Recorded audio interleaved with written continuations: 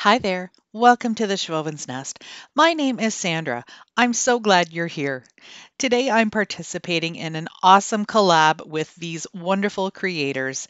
Our host is Liana from Liana DIY, and we have a special guest today. We've all come together to create some fabulous Easter decor inspiration. Make sure you go down to my comments, and in the pinned comment, you'll find the playlist link.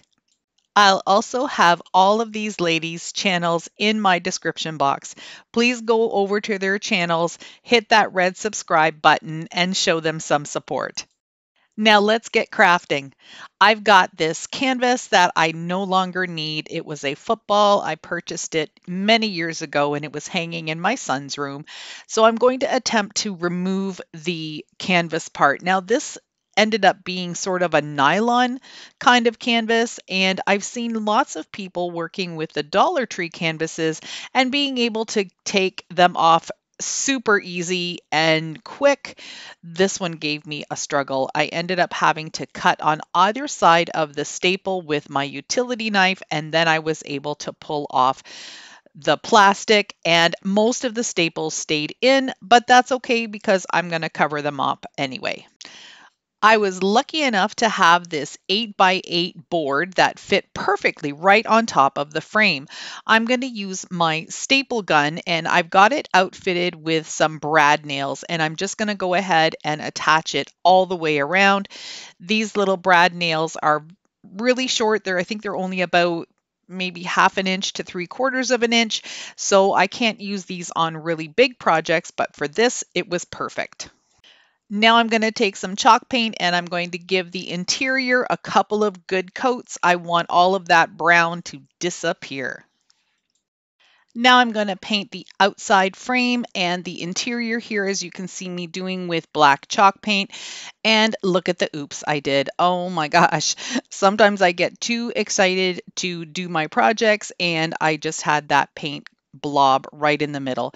Easy fix. I'm just going to go over it with a couple more coats of white. And here you can see it's totally gone. I have a Cricut Joy, and today I created some vinyl decals to put on this sign. As always, this will be available as a free printable on my Google Drive. There's a link down in my description box. I'm going to go ahead and just make sure that this is nicely centered and then apply my decal to make my sign. I don't have a subscription to the Cricut Access, so I always go on to pixabay.com and look for some images and silhouettes and anything that I can use to create my designs. The images are absolutely free on that site, so go check it out. I've got it down in my description box. I'm adding some of this black and white gingham ribbon that I get at Walmart. I decided to add some of this black and white gingham ribbon to the bottom and the top of the sign. I think it just gave it a little bit extra cuteness. I'm using the paintbrush that I used to paint the interior white. It already has some paint loaded on it, so I'm just going to give it a little bit of a flick all the way around the outside edge of the frame, the inside edge of the frame, and then just a little bit on the corners. I just wanted a bit of distressing, but nothing too extreme. To add a little bit of even more cuteness to this, I decided to add some white nautical rope. This is the same color, similar to what you can get at the Dollar Tree, but it's a little bit thinner. So I really like this one. I'm going to start at the bottom and then wrap it all the way around the middle of the outside of the frame. And then I'm also going to use a little piece, tie off both ends, and then hot glue those on the top to use as a hanger. If you're new to my channel or even coming over from one of the ladies in our collab, I'd like to say welcome. I'm so glad you're here. If you like what you're seeing so far, I'd love you to consider hitting that subscribe button and joining my YouTube community. It really helps my channel grow. I really love how this sign turned out, and I hope you do too.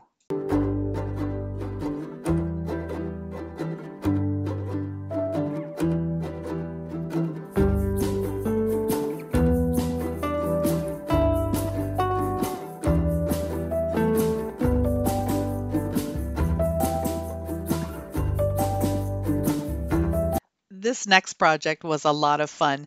I'm using a few painter sticks. I've got a couple of 1/4 inch square dowels and a little wood round disc that I think is a wheel. Anyhow, I'm just going to measure out how long I want the bottom of my wheelbarrow to be, and I'm going to cut out these 2 painter sticks exactly that length. Then I'll cut out 2 more to make the sides. Normally, I would use miter shears, but these paint stir sticks are quite thick, and I don't have a strong enough grip to use the miter shears to cut all the way through. So I'm taking this little $5 hacksaw. This was at a local dollar store where I found it, and it's an absolutely amazing little saw. I did have to give a little bit of pressure to hang onto that stick, but I was able to cut through really well. So for the second pair of sticks, I'm going to just cut an angle off the back, and that will be where the wheelbarrow kind of angles down towards the handles. And I will use my miter shears for this. To put the 2 bottom pieces together, I've just cut down some coffee stir sticks into little pieces, and I'm going to hot glue them together, and that will just create a brace to hold those 2 planks together. To fill the hole and create an axle on the wheel, I just used a little piece of dowel, and this is where I'm going to be able to rest the handles. Here, I'm just trying to position the handles so they go completely underneath the wheelbarrow, and then make sure that there's enough room for the wheel up front. Then I'm going to hot glue everything together. I hope the sun shining in on the left side of my screen there isn't bothering anyone. It was a beautiful day, still pretty chilly out there, but the sun was so beautiful and warm, and I just did not have the heart to close my blinds. So here's how the wheelbarrow looks from the top, and now it's time to glue on the sides. So I'm just using a thin bead of hot glue, and I'm making sure that the angled part is facing the handles. So I'll just go ahead and glue both sides on, and then I'll add a little front piece. The handles are a little long, so I'm going to just trim them down with my miter shears and make sure that I cut off the same amount on each side. I'm going to use the pieces that I just cut off as the legs for the back of the wheelbarrow.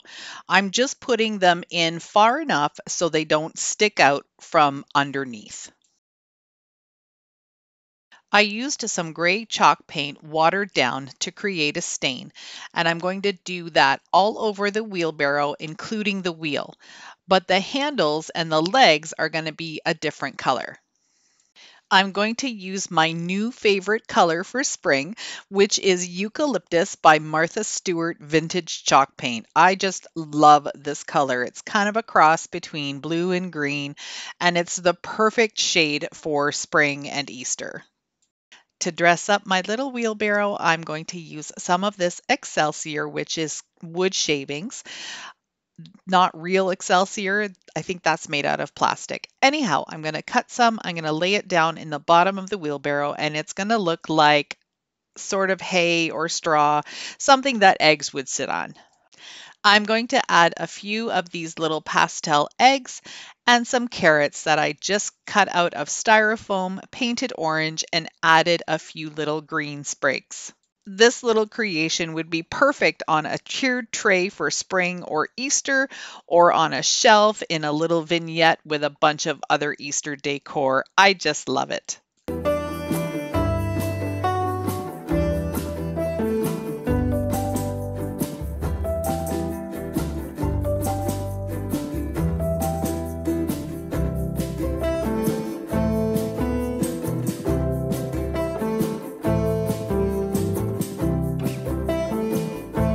This last project, I'm not quite sure what to make of it. I like how it turned out, but I'm not sure if I don't know.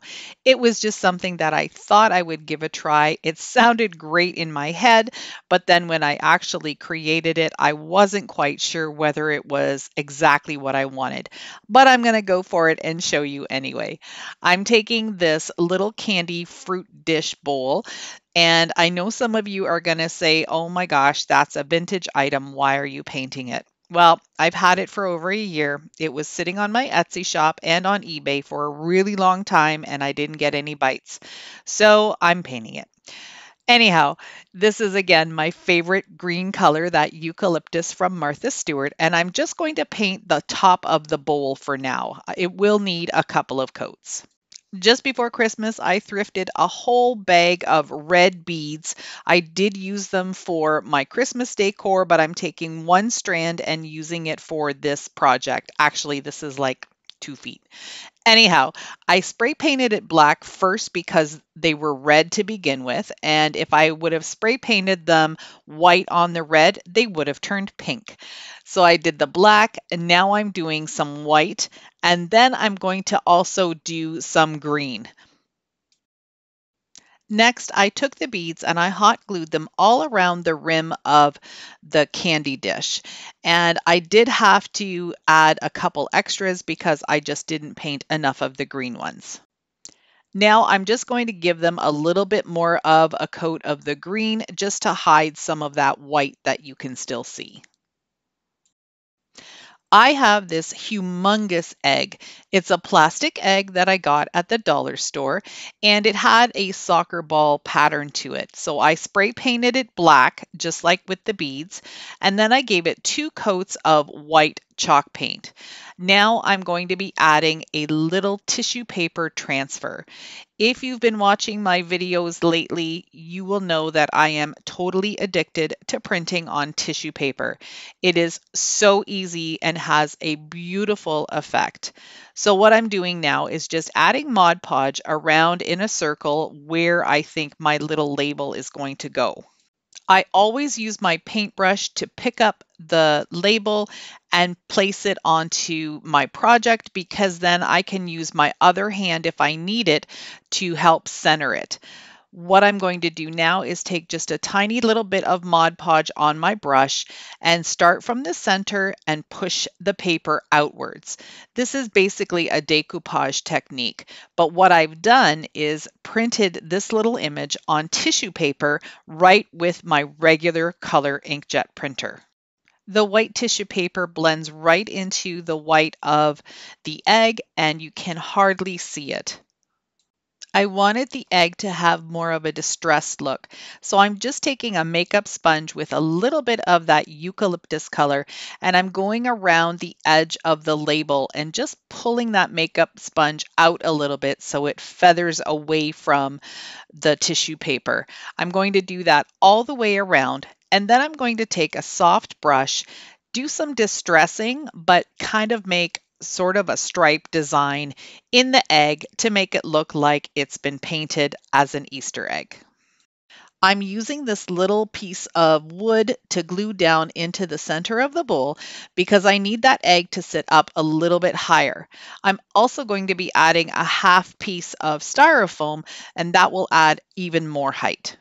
I'm going to take some Spanish moss that I got from the Dollar Tree and just place it around the outside of that little styrofoam ball. I'm going to add some hot glue to the bottom of this egg, which is flat on the bottom, and I'm going to just put it on top of the styrofoam ball and hold it in place until the glue sets.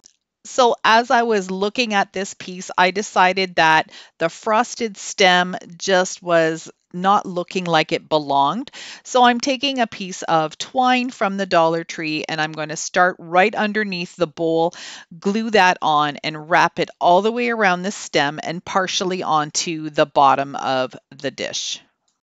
When I looked at this when it was finished, it kind of reminded me of Humpty Dumpty. I don't know if that's a good thing or a bad thing. Let me know in the comments what you think.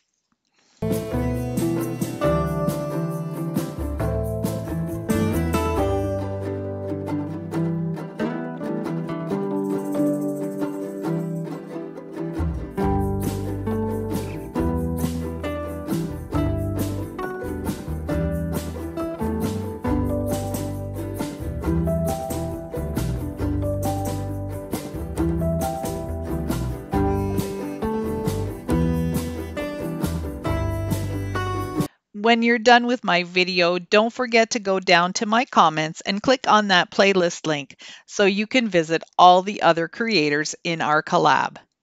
I hope you enjoyed my video today. If you did, I'd love for you to stick around. Hit that subscribe button. That black arrow will show you exactly where to click. Thank you so much for watching. I really appreciate your support. See you in the next one.